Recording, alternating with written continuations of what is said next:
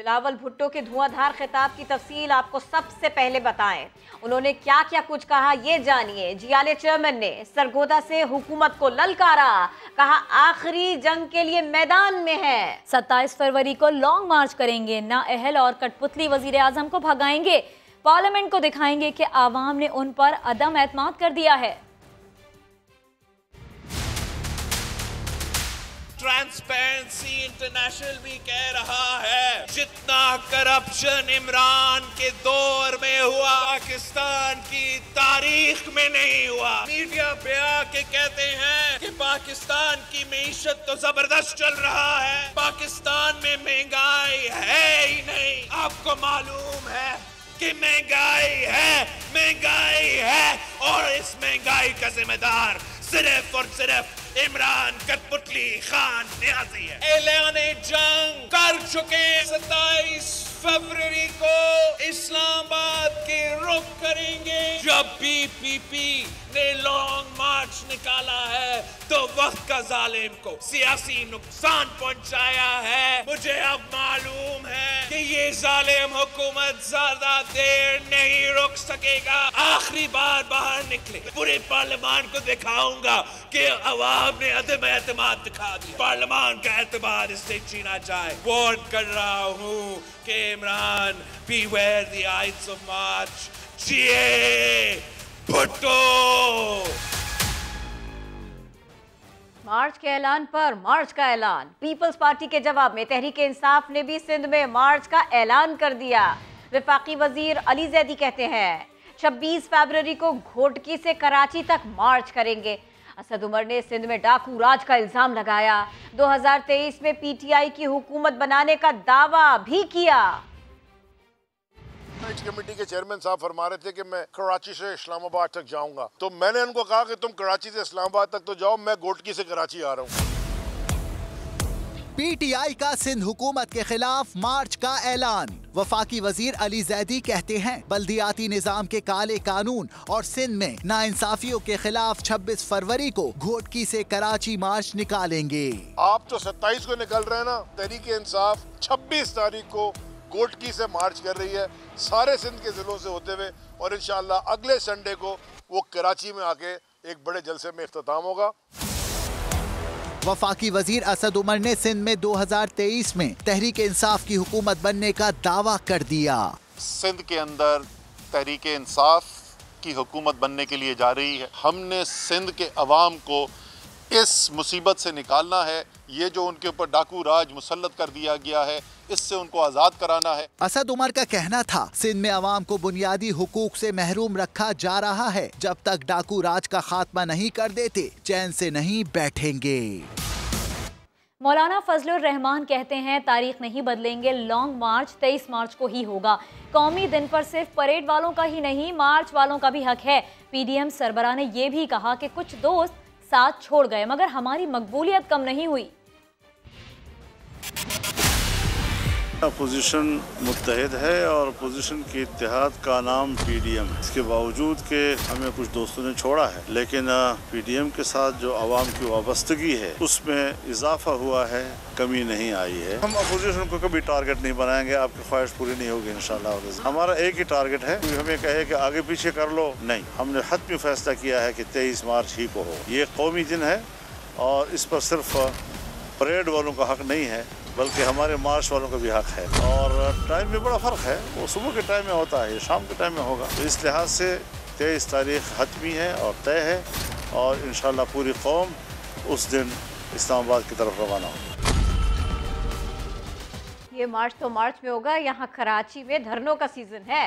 सिंध के बल्दियाती कानून के खिलाफ पीएसपी भी मैदान में आ गई। कराची के फव्वारा चौक पर धरना दे दिया। मुस्तफ़ा कमाल कहते हैं घर से बिस्तर लेकर आया हूँ, हमारे साथ जूडो कराटे की जरूरत नहीं। इख्तियारात सीएम हाउस से निकालकर सड़कों पर लाएंगे।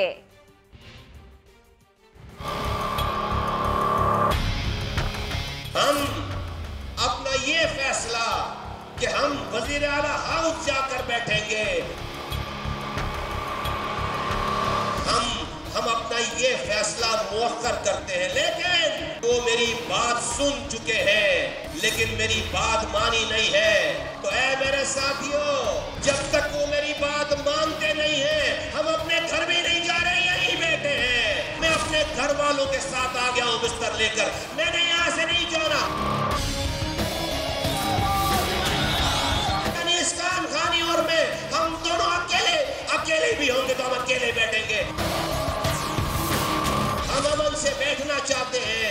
हमें पता है कि बराबर में रेड जोन है, हम किसी को पत्थर नहीं मारना चाहते। हमारे साथ भी कोई एडवेंचरिज्म नहीं करे, हमारे साथ किसी को जूडो कराटे करने की जरूरत नहीं है। ये जूडो कराटे हमने बहुत कर लिए, हमसे नहीं जीत सकोगे।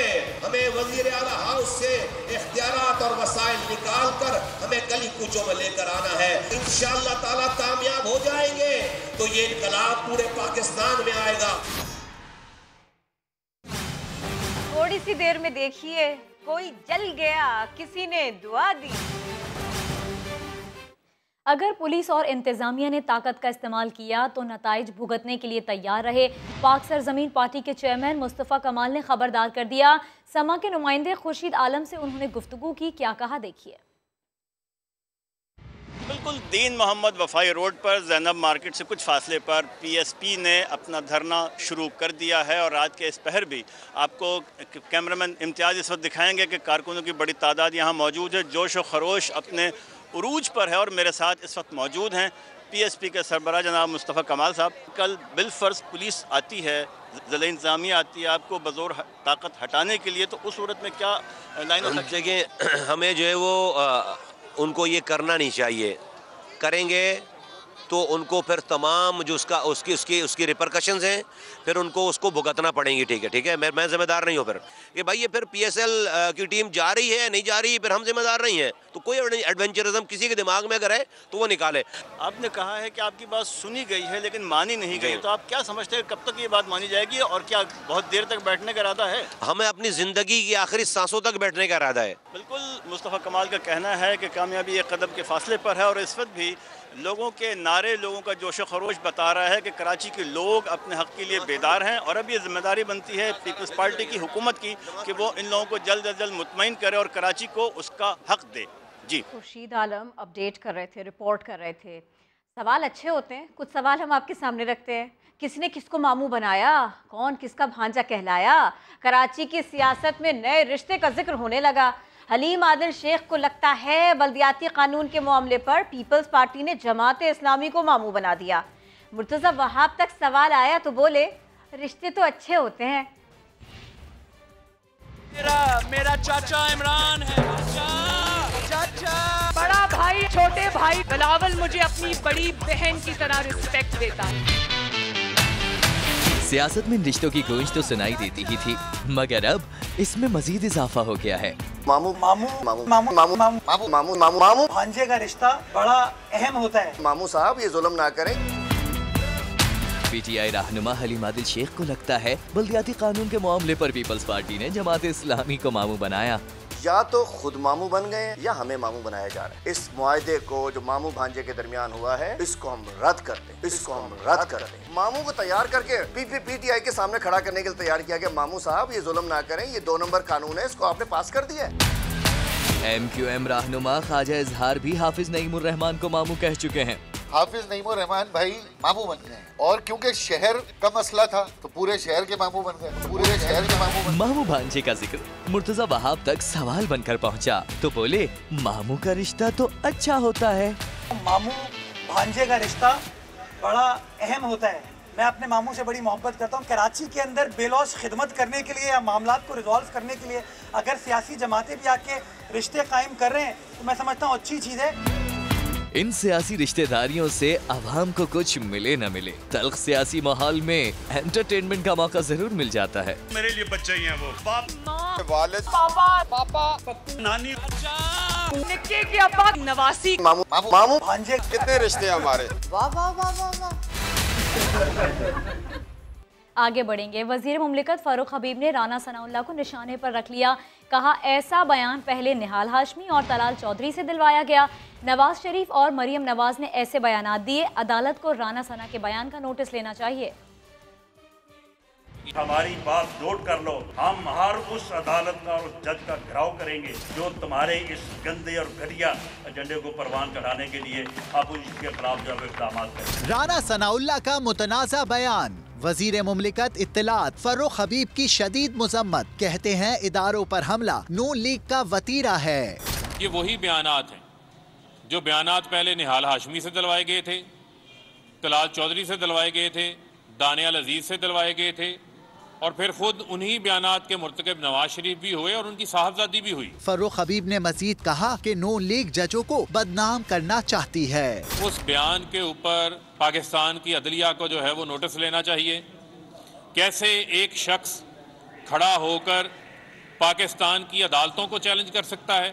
फैसलाबाद में गुफ्तगू करते हुए उन्होंने मजीद कहा, ऐसे माहौल में अदालतें किस तरह आजादाना काम कर सकती हैं। और दूसरी जानिब है शाह महमूद कुरैशी, उन्होंने जनूबी पंजाब सूबे के लिए आईनी तरमीम होनी चाहिए ऐसा कहा। हम अकेले सूबे का क्रेडिट नहीं लेना चाहते, ये भी बताया। नून लीग और पीपल्स पार्टी साथ दे। शाह महमूद कुरैशी ने ऑपोजिशन से ताउन की अपील की, कहा Peoples Party state bank bill की तरह नए सूबे पर भी हमारा साथ दे। हमने जनूबी पंजाब को अपने मंशूर का हिस्सा बनाया। हमने जनूबी पंजाब के मौक़िफ़ को आवाम के सामने लेकर उस कैंपेन के नतीजे में हमें बाज़ अक्सरियत मिली। 46 में से 34 सीटें आज जनूबी पंजाब की कौमी असम्बली की तहरीक इंसाफ से मुंसलिक हैं, 7 सीटें नून के साथ मुंसलिक हैं, 5 सीटें पीपल्स पार्टी के साथ मुंसलिक हैं। हमने एडमिनिस्ट्रेटिवली जो इक़दाम उठाने थे हमने उठा लिए। आप कह रहे हैं कि अब क्या मसलियत है, मैं ये कह रहा हूँ कि हमारी तरफ से कोई रुकावट नहीं है। वो बिस्मिल्लाह करें, हम बिस्मिल्लाह करने को तैयार हैं, वो हामी भरे। मैंने अर्ज किया कि हम बिल पेश करते हैं, उस बिल को आप देख लें, उसमें कोई मजीद बेहतरी लाना चाहते हैं, हमें उस पर भी कोई इतराज नहीं। आइए उस पर आगे बढ़ें। नून के एमपीएस को चाहिए नून की क़यादत, पीपल्स पार्टी के एमपीएस को चाहिए पीपल्स पार्टी की क़यादत से मिलकर उन्हें कायल करें कि ये 3.5 करोड़ लोगों की जरूरत है।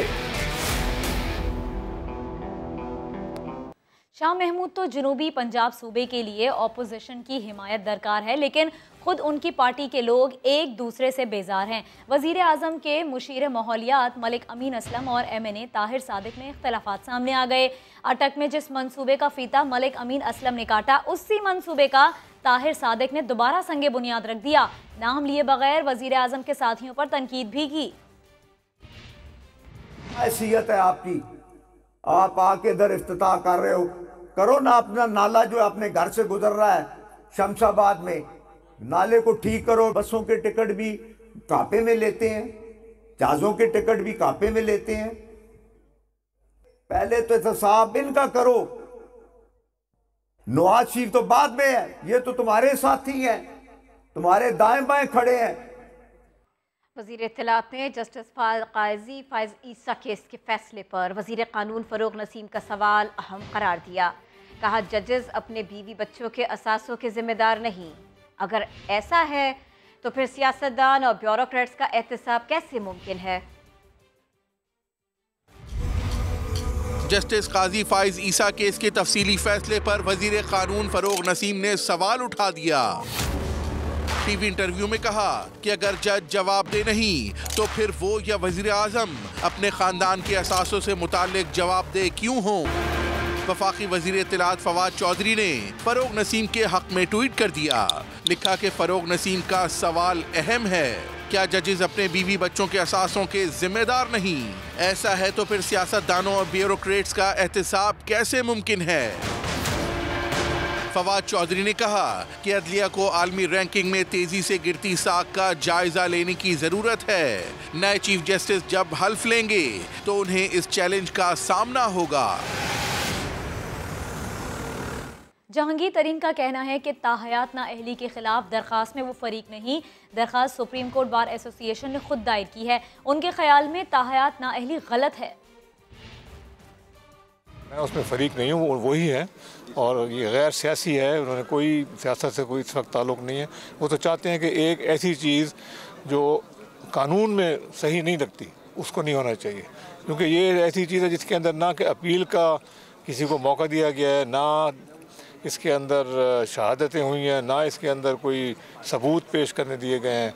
तो इसलिए वो चाहते हैं कि हमेशा के लिए पाकिस्तान में जो कानून की बालादस्ती होनी चाहिए और जो मौका बाकी आम लोगों को मिलता है अपील का और अपना हक अपनी सफाई पेश करने का और शहादतें देने का और एविडेंस देने का, वो दिया जाता लोगों, इसलिए उन्होंने किया। अपना मामला खुद आगे बढ़ाएं। जस्टिस रिटायर्ड नासिरा जावेद कहती हैं नवाज शरीफ और जहांगीर तरीन को नाअहली केस खुद अदालत ले जाकर लड़ना चाहिए। सुप्रीम कोर्ट बार का हक नहीं क्योंकि ये मुतासरा पार्टी नहीं। मुसम्मा के नुमाइंदे मोहसिन बिलाल से गुफ्तगू कर रही थी। ये जजेस कोड ऑफ कंडक्ट में शामिल होनी चाहिए बात, ताकि वजाहत हो। काजी फैज ईसा को खुद सोचना चाहिए था ना अपनी स्वाबदीद से कि वो जाहिर कर दें। पोशीदा रखने वाली चीज़ है तो इसका मतलब है कि कोई दाल में काला है। और ये बताइए कि जज को मरीख से आते, जैसे आम शहरी है उन्हीं में से जज बनते हैं, तो उनके और उनकी अहलिया के एहसासे ज़रूर बताने चाहिए। अगर अहलिया के पास कहीं है एहसासाजात तो उनका ज़रिया कहाँ से आया था आमदनी का, और ये क्यों ना बताया जाए। हमारा आइन कहता है एनी अग्रीव पार्टी कि जिस बंदे को इससे कोई पहुंची है, ज़द या नुकसान हुआ है, वो केस लेके आ सकता है। तो ये तो फिर या नवाज शरीफ लाए और या जहांगीर तरीन, तो ये जो लेके गए ये किस वजह से लेके गए? क्योंकि ये अगर 184(3) में ले जाएं, ये तो पब्लिक इंटरेस्ट का मैटर ही नहीं। दो लोगों के वो मुतासर हुए हैं, तो अगर दो लोग मुतासर हुए हैं तो इसको फिर क्यों शामिल किया गया? इस्लामोफोबिया किसी सूरत कबूल नहीं, कनाडा के मुसलमानों को तहफ़्फ़ुज़ देना होगा। कैनेडियन वज़ीर आज़म जस्टिन ट्रूडो का बड़ा बयान। वज़ीर आज़म इमरान खान ने खैर मकदम किया। ट्वीट में लिखा, बरवक्त इक़दाम हमारे दरीना मौक़िफ़ की तायद है। इमरान खान ने जस्टिन ट्रूडो की जानिब से इस्लामोफोबिया से निपटने के लिए खुसूसी नुमाइंदा मुकर्रर करने के ऐलान को सराहा। ट्विटर पर कनाडा के वज़ीर आज़म जस्टिन ट्रूडो को टैग करके लिखा कि ये इक़दाम मेरे मुतालबे की हिमायत है जो मैं मुसलसल दोहराता हूँ। इमरान खान ने कहा कि इस्लामोफोबिया के खात्मे के लिए मुश्तरका कोशिशों को तेज करना होगा। गुज़िश्ता रोज कनाडा के वज़ीर आज़म ने इस्लामोफोबिया से निपटने के लिए खुसूसी नुमाइंदा मुकर्रर करने का ऐलान किया था। अपने ट्वीट में ट्रूडो का कहना था कि इस्लामोफोबिया नाकाबिल कबूल है, हमें इस नफरत को रोकना होगा और कैनेडियन मुसलमानों को महफूज माहौल की फराहमी यकीनी बनाना होगी। आगे वज़ीर आला बलोचिस्तान ने 17 साल बाद कोयटा के ज़रगोन रोड पर कायम रेड जोन खत्म करवा दिया। इसी बारे में मजीद अपडेट करेंगे समा के नुमाइंदे नूरुल आरिफीन। जी नूर। आज कोयटा के अवाम के लिए एक अच्छी खबर है। ज़रगोन रोड पर गवर्नर हाउस और वज़ीर आला हाउस के सामने कायम रेड जोन को ख़त्म कर लिया गया है। तमाम रुकावटें हटा ली गई हैं, बंद दरवाजे खोल दिए गए हैं। आज वज़ीर आला बलूचिस्तान मीर अब्दुल कुद्दूस बज़ंजो ने गवर्नर बलूचिस्तान सैयद ज़हूर आगा के हमरा रेड जोन को ख़त्म किया और बंद दरवाजे जो थे वो खोल दिए। उनका कहना था कि रेड जोन की बंदिश की वजह से न सिर्फ आवाम को शदीद मुश्किलात का सामना करना पड़ रहा था, बल्कि बंदिश की वजह से रेड जोन की दीगर जो अहम शाहराएँ हैं शहर की, वहाँ पे भी शदीद ट्रैफिक जैम रहता था। आज आवाम का जो दरीना मसला था वो हल कर लिया गया और 17 साल बाद रेड जोन को आवाम के लिए खोल दिया गया है। जी नूर, बहुत शुक्रिया आपका। आगे बढ़ेंगे। नोटिस का जवाब नोटिस। शर्मिला फारूकी ने वालिदा के साथ वीडियो पर नादिया खान को 5 करोड़ रुपए हर जाने का नोटिस भेजा, तो नादिया खान ने 50 करोड़ हर जाने का नोटिस भेजने का फैसला कर लिया।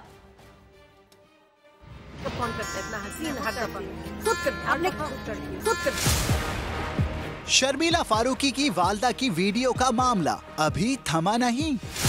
और आपकी ड्रेसिंग, ज्वेलरी हमेशा इतनी जबरदस्त होती है, इतनी आप एफर्ट करती हैं, ये मेरा कोई शौक है। पीपी रहनुमा शर्मिला फारूकी ने अदाकारा नादिया खान को 5 करोड़ हर जाने का नोटिस भेजा, तो नादिया खान ने जवाब में 50 करोड़ हर जाने का नोटिस भेजने का फैसला कर लिया।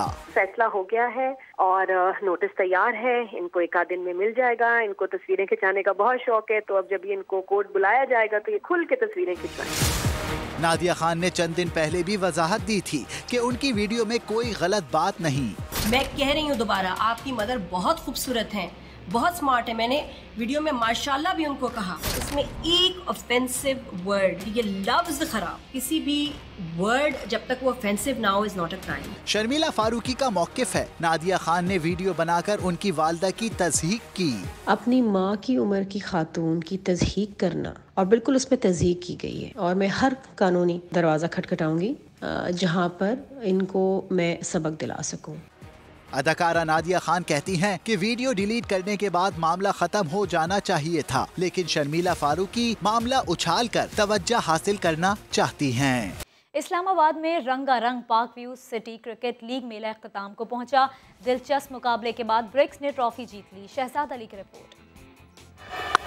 पाकिस्तान सुपर लीग का सफर जारी, लेकिन इस्लामाबाद में पार्क व्यू क्रिकेट लीग शानदार इख्तिताम को पहुंची। 3 रोजा इवेंट में 12 टीमों ने खूब जान लड़ाई। फाइनल में जोड़ पड़ा बीएमई और ब्रिक्स में। 6 ओवर्स के मैच में ब्रिक्स ने 99 रन का हदफ 5वें ओवर में ही हासिल करके टाइटल अपने नाम कर लिया। हर खिलाड़ी के अंदर एक जोश और जज्बा और वलवला नजर आया है। इस दफा हमें पैशन नजर आया, वो पैशन हम देखना चाहते हैं मजीद आगे भी क्रिकेट में इंशाल्लाह। हेल्दी एक्टिविटी कैपिटल में हुई है। एक्सपेक्ट करते हैं बाकी लोगों से भी कि वो फ्रंट फुट पर आएं और इस तरह की जो एक्टिविटीज है उनको ऑर्गेनाइज करें। फातेह टीम को ट्रॉफी मिली। अच्छा खेल पेश करने वाले क्रिकेटर्स को भी इनामात से नवाजा गया। इंतजामिया ने खेलों के फरोग का मिशन जारी रखने का अज़्म दोहराया। पार्क व्यू सिटी वो ब्रांड है जो क्रिकेट के साथ बहुत ज्यादा अटैच्ड है। बाकी स्पोर्ट्स में भी इन्वॉल्व होने लगे हैं। हॉकी लीग में हम पार्टिसिपेट करेंगे। पार्क व्यू सिटी में we are thinking of having a volleyball tournament. Park View City इंतजामिया का ये इकदाम नौजवानों में क्रिकेट का शौक मजीद बढ़ाएगा। रंगारंग पार्क व्यू क्रिकेट लीग मेला महज एक टूर्नामेंट ही नहीं, खेल और खिलाड़ियों की मुकामी सतह पर पजीराई के लिए काबिले तकलीद मिसाल भी है। कैमरा टीम के साथ शहजाद अली, समा, इस्लामाबाद। पेशावर की 11 साल की वानिया कौमी ताइक्वांडो चैंपियन बन गए। इरफान मूसा जई की रिपोर्ट देखिए।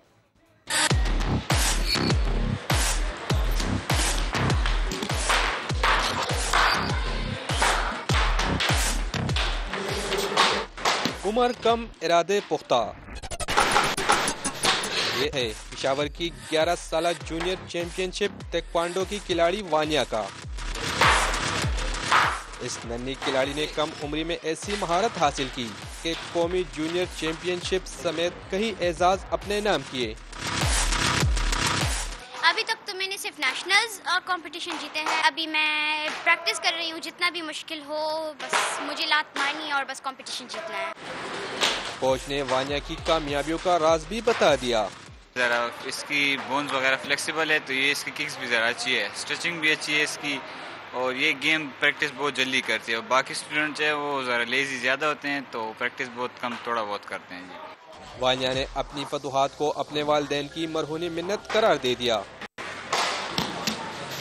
वानिया कौमी सतह पर कामयाबियां समेटने के बाद आलमी सतह पर भी मुल्क का नाम रोशन करने के लिए बेताब है। कैमरामैन असद अली के साथ इरफान मूसा जई, समा, पेशावर। हेडलाइंस होंगी ब्रेक के बाद, देखते रहिए समा।